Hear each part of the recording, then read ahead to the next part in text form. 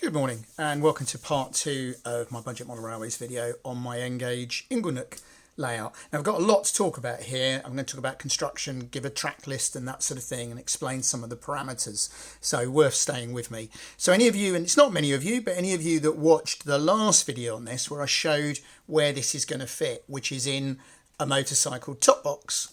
So a lot of people always very helpfully send me comments and say, why don't you make this siding longer? Why don't you add this? Why don't you add that, etc.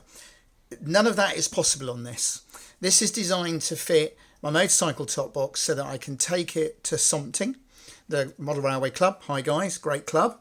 It's about an hour's ride and I go out there on my motorbike. And also the idea to see that if I could make a layout that I could exhibit and transport to exhibitions on a motorbike. So when you have all these people hiring vans, I wanted to see if I can get it in a motorbike. So this is absolutely the size I've got. And there's, you know, the nice possible way, no, I can't add an inch here or an inch there or a third siding. This is what I've got. So it is a classic Inglenook. 3 sidings and quite a long head shunt. Now there's obviously some design considerations here. The join comes here between the 2 boards, so it's two boards. So a number of people have said, well, make the sidings longer. I can't, not without having to have a join on a point.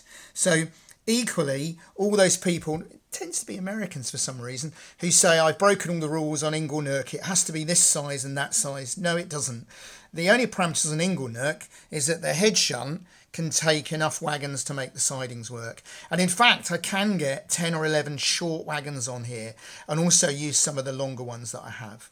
Now, I could have brought that siding parallel, which would have meant I could have had deeper buildings. The problem with that is Arnold couplings really don't like uncoupling on curbs. So I wanted the minimum curve possible.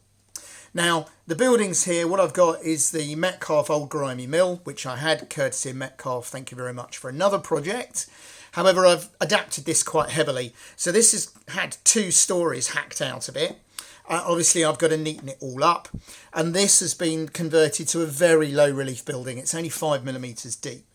And then I've added a simple loading dock there. So that end is quite straightforward. Nice industrial scene.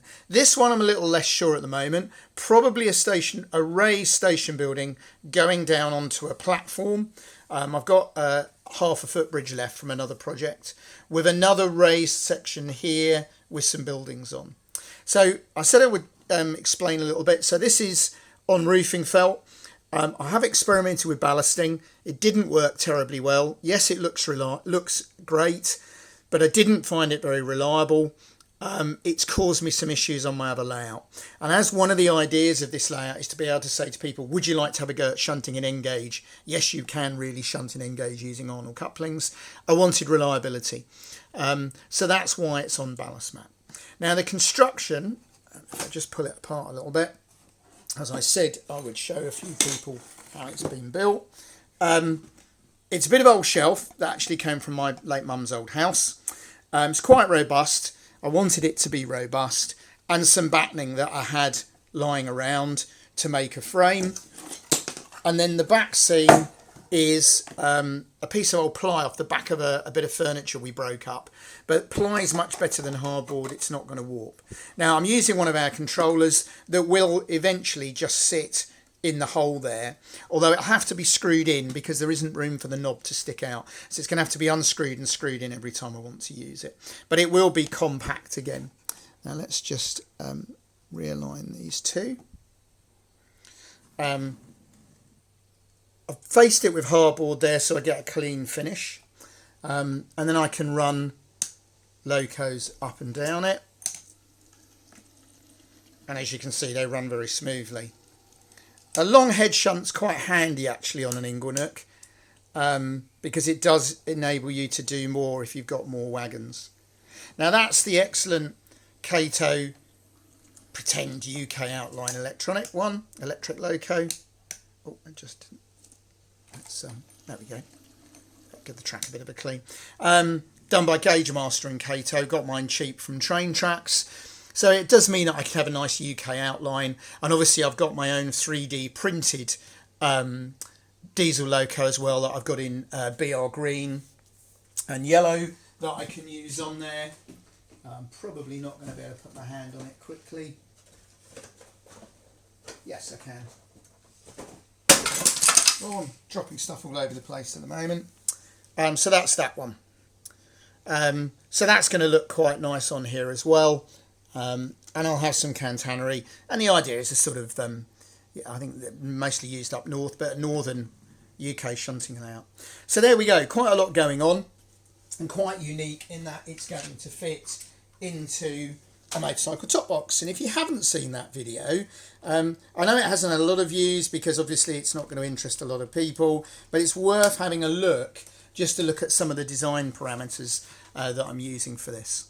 So it's going to be quite a bit of building. I've obviously got to neaten the front up, but I can't come out too far because it only just fits in the top box. But I'm probably going to put some brick card paper on there to mirror what's going on at the back, because I've done that before on layouts and it looks quite effective. So I haven't forgotten the other projects I'm working on, but this one's just got me quite interested. I'm hoping to get to something in a couple of weeks' time again.